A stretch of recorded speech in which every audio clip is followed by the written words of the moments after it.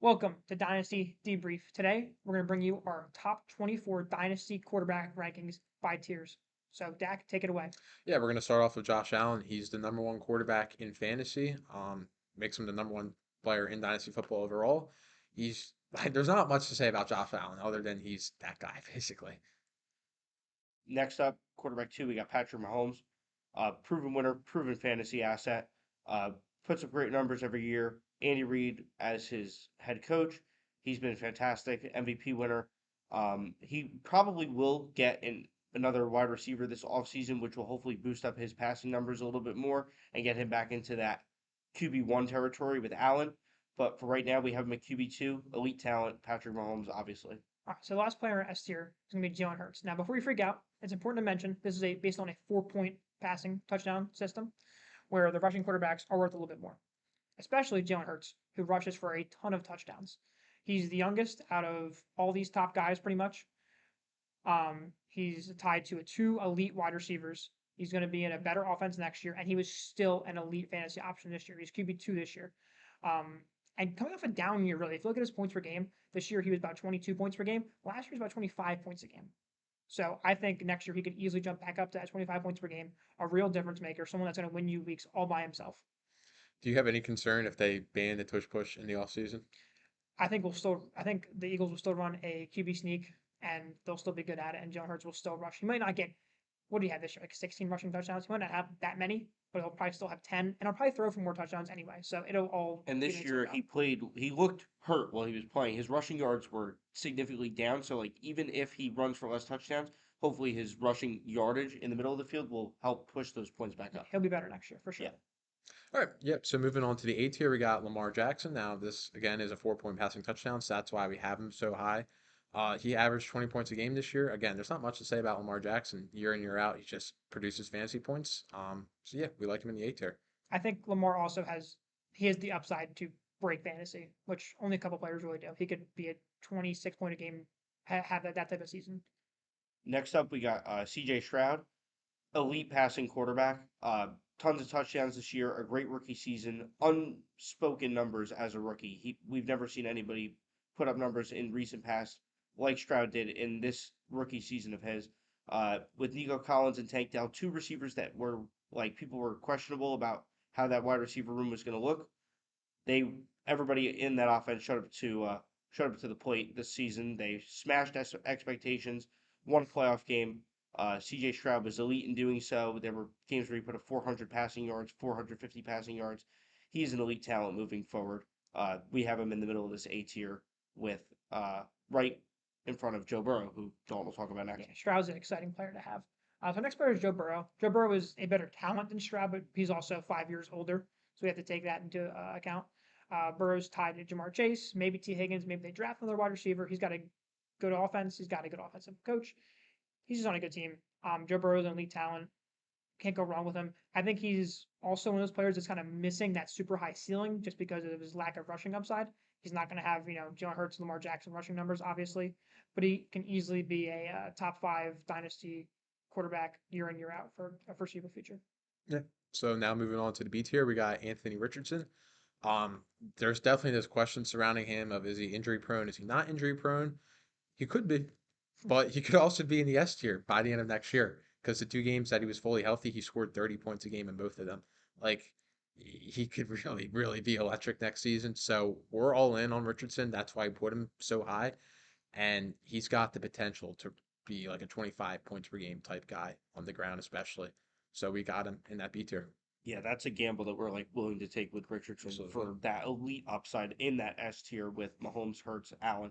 That with those points per game, if he does stay healthy, he is going to be absolutely fantastic on your fantasy teams. Yeah. Next up, we got Justin Herbert, quarterback for the Chargers. Herbert got a coaching upgrade this offseason with Jim Harbaugh. The most likely the Chargers will most likely get another elite receiver, whether that's Neighbors or go with the tight end route with Brock Bowers, who's an elite prospect coming out of Georgia. Um, Herbert can only go up from here. He's an elite talent, great cannon of an arm, has all the tangibles to be a top quarterback in this league. If he does meet these expectations, he will be in the A tier this time next year. Not sure because of his rushing, not without having a big rushing upside. Not sure if he can get to that S tier, but if he does what we think he will step up into that A tier this year, just like Richardson. Elite upside, still a buy. Get him on your dynasty team. So next I have Caleb Williams, the first rookie on this list. We're gonna see a couple more later. Caleb might even be a bit low for my liking. Like QB9, like he's gonna be good. Gonna be the first overall pick. He's gonna be on the Bears most likely. The Bears are a good landing spot, believe it or not.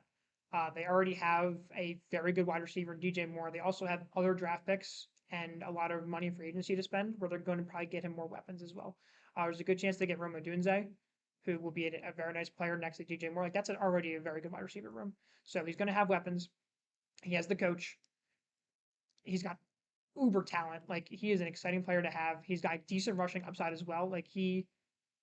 We might have him a bit low here, honestly. Well, keep in mind, this is beginning of February that we're doing these rankings. So you still got free agency, you've got the combine, and then the actual draft. We could be talking about by May, Caleb Williams is in that A tier. But Mhm. it's February, so you don't want to overreact if we have him at the end of B tier. You're just like, oh, that's too low. Like, things could change in 3 months. Right this very second, this is where we have him. And then starting off with the C tier, we got Kyler Murray. This is a guy that came off his ACL tear last season, and he looked pretty much right back to form this season. He could be getting potentially Marvin Harrison Jr., depending on how the draft falls out. But at the very least, I think they get him more weapons instead of rolling with Hollywood Brown as his top receiving option. He's also got Trey McBride, who burst onto the scene at the end of this year. So we like him, especially with the rushing upside, to be at the top of the C tier. Yeah, next up we got Jordan Love, quarterback for the Packers. Love sat for 2, 3 years behind Rodgers, and it showed. He was a high ceiling prospect coming out of Utah State. He sat behind Rodgers for years, the same mold that they used with Favre way back when with Rodgers, and we see how that turned out. Love showed flashes of Aaron Rodgers this season, arm angles, the talent towards the end, the big games, the big plays, with a mediocre receiving room at best. He had an army of wide receiver twos and threes with Melton, Wicks, Romeo Dobbs, guys that I like, but no real certified superstar there, no hammer player. Um, they should look to get him better receivers in the future, and sky's the limit for Jordan Love. And Jordan Love's exciting. So the next player on the C tier is someone we're pretty high on, I'd say, is Jaden Daniels. Now, Jaden Daniels coming to LSU, Heisman winner. The reason why we have him so high is because of his rushing upside. We love rushing quarterbacks and 4 point passing touchdown leagues. They have the chance to break fantasy, and that's what we're here for. We're here for upside, and Jaden Daniels has that immense upside. Could be the second overall pick, could be the third overall pick, could be anywhere to like the 10th overall pick. We don't really know yet, so he could move up or down the rankings accordingly. Um, but we're just really high on him in terms of his rushing upside, and he's a good passer with the football too. So Yeah, I would think about Jaden Daniels having a rise similar to Anthony Richardson last year.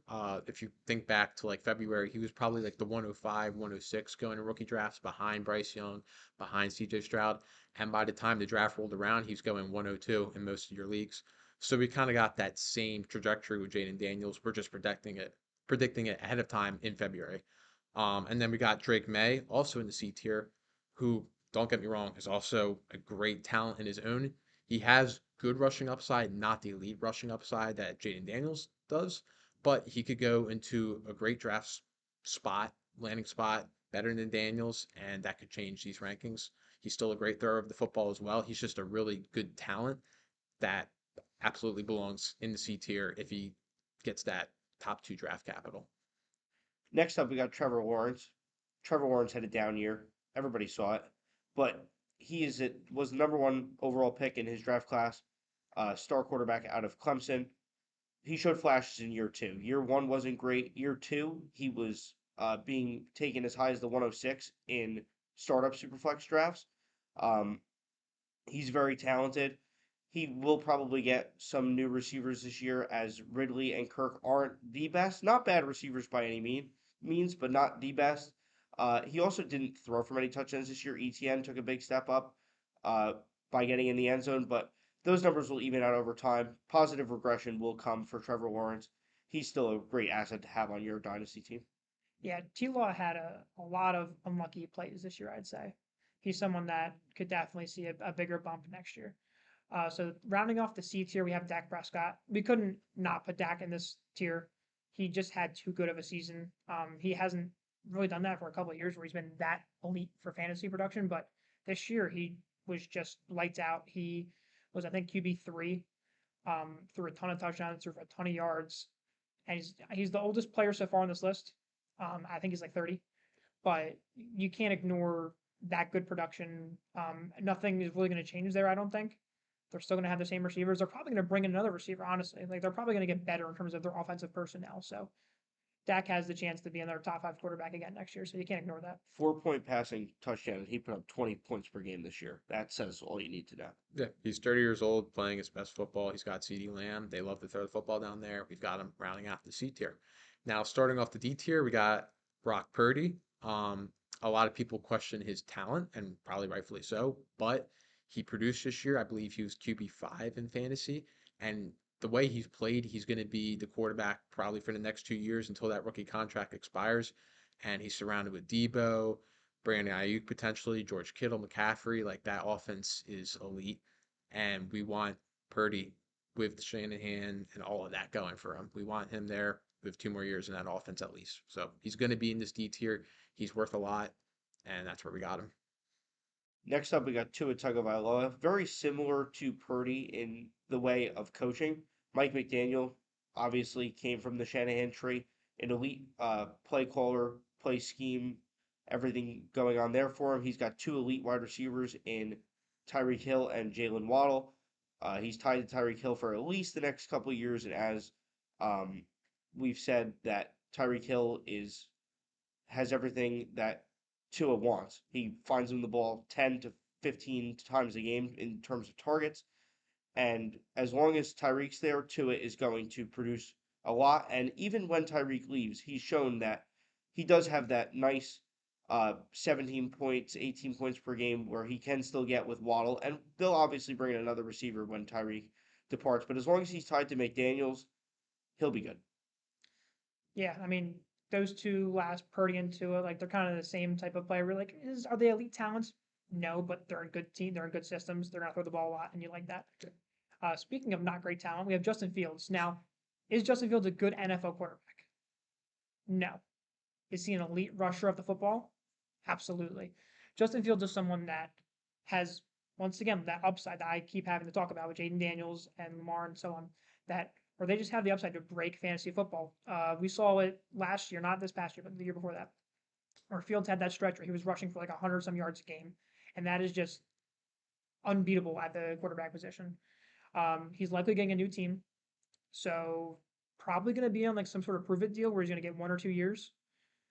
So he could take a jump up to that C, maybe even B tier if he does make that progression, like that progress to be a good passer, good enough passer to actually be an NFL quarterback? Or will he keep being that elite fantasy producer, but someone that holds the team back in real life and ends up getting benched? So Justin Fields is a very risky player, but not bad to have on your team.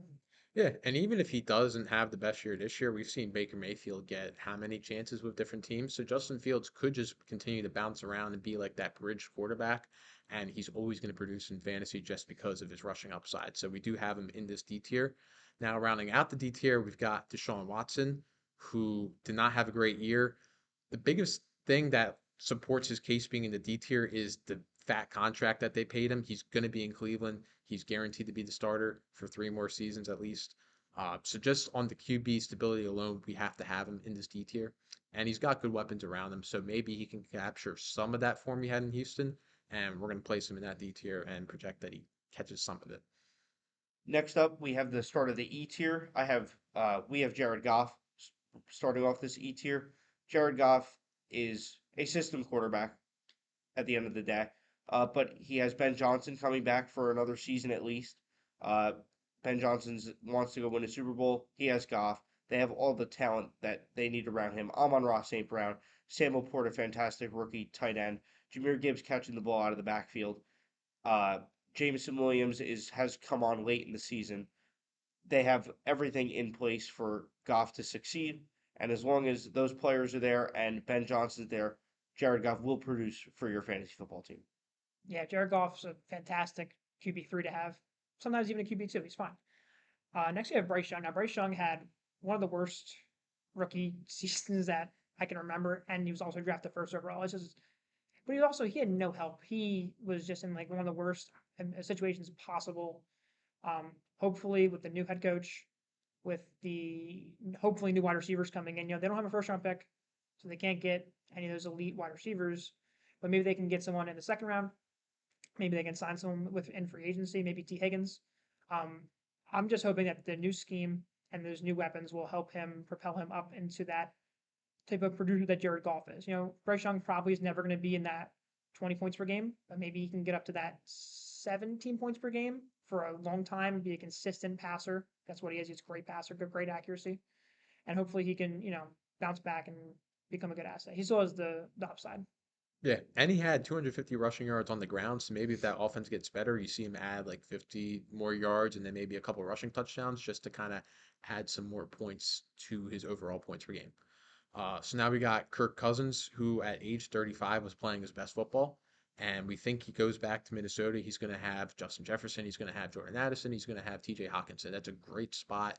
They love to throw the football with Kirk Cousins. So he's just another like QB2, QB3 type guy that you want on your roster that's going to produce 16 to 18 points per game for you. Next up, we got Baker Mayfield, quarterback for the Buccaneers.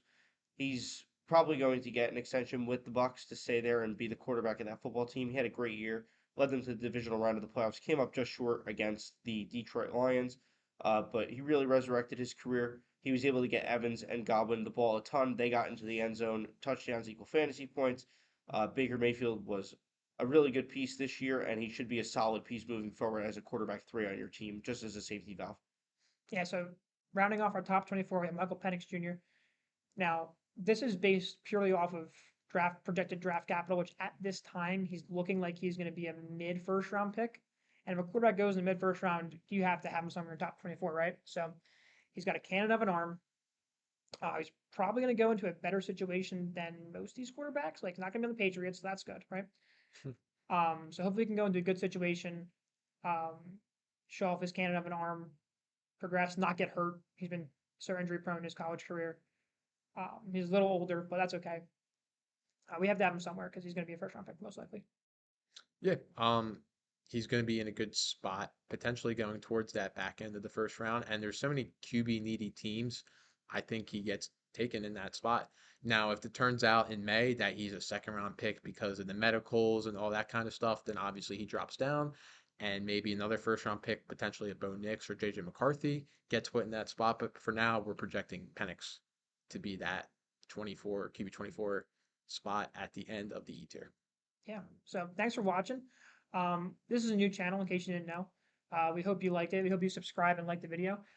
We also have 4 more videos out right now. We have the wide receiver rankings in Dynasty. We have videos deep diving in on Chris Olave, Jordan Love. And we also have a rookie mock draft if you're interested in rookie drafts that are coming up soon. So we hope you go check those out, and we'll see you soon.